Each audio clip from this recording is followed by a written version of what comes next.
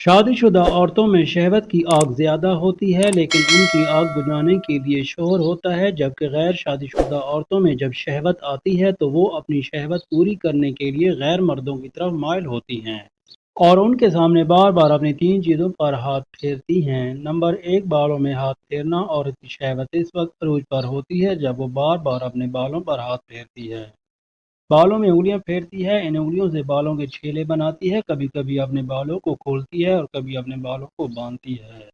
عورت یہ حرکتیں تب کرتی ہے جب عورت کسی مرد کے ساتھ سونا چاہتی ہے، بستر گرم کرنا چاہتی ہے یا مرد کو اپنے جال میں پھنسانا چاہتی ہے۔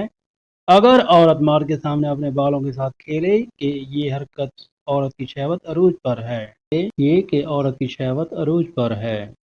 نمبر دو، چھاتی پر ہاتھ پھیرنا۔ عورت کی شہوت اس وقت عروج پر ہوتی ہے جب وہ بار بار اپنی چھاتی پر ہاتھ پھیرتی ہے، جب عورت مرد کو دیکھ کر اپنا دوپٹہ اتار لیتی ہے اور تنگ بریزر پہن کر اپنی چھاتیوں کی نمائش کرتی ہے اور کبھی کبھی اپنی چھاتی کو گیلا کر کے مرد کے سامنے کھول دیتی ہے۔ ایسی عورت بار بار مرد کے سامنے جھکتی ہے تاکہ اس کی چھاتی مرد کو نظر آ سکے۔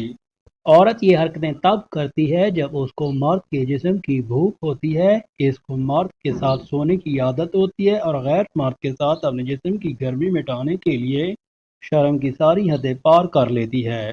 نمبر تین، شرمگاہ پر ہاتھ پھیرنا۔ عورت کی اس وقت عروج پر ہوتی ہے جب وہ بار بار اپنی شرمگاہ پر ہاتھ پھیرتی ہے، جب عورت کو کوئی مرد پسند آ جاتا ہے، چاہے وہ مرد شادی شدہ ہو یا غیر شادی شدہ ہو، اس عورت کی طرف ضرور مائل ہوتا ہے۔ جب ایسی عورت اپنے پسندیدہ مرد کو دیکھتی ہے تو اپنے بالوں میں ہاتھ پھیرتی ہے، اپنی چھاتی پر ہاتھ پھیرتی ہے اور جب مرد اس کے جال میں پھنس جاتا ہے تو عورت اپنی شرمگاہ پر ہاتھ پھیر کر اسے اپنے بستر پر آنے کا اشارہ دیتی ہے۔ اپنی جنسی بھوک ہم بستری کے ذریعے مٹاتی ہے۔ مبارک ہیں وہ لوگ جن کے پاس نصیحت کے لیے الفاظ نہیں بلکہ ان کے اپنے اعمال ہیں، وہی لوگ اپنی تنقید کو برداشت کرتے ہیں۔